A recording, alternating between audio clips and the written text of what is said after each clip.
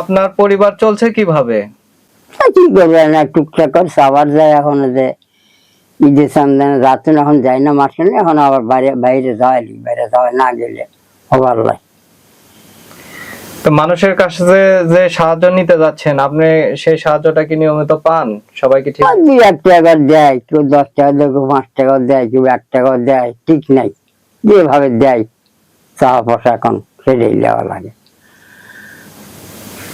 তাতে যে টাকাটা পান তাতে কি বাজার ঘাট করে খেতে পারেন? কোন প্রকার চলে বা জানি মাসে থাকার চাচা, লাগালেন।